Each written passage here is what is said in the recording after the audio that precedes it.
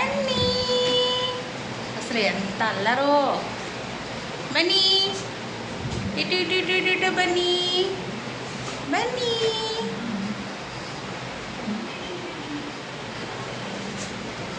బన్నీ తల్లి దోలోడు ఎక్కడున్నాడు ఈడు? ఎక్కడెక్కడెక్కడ బన్నీ బన్నీ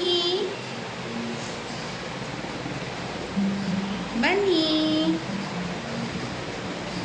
వీడు ఎంత అల్లరి చేస్తున్నాడు చూడండి. అసలు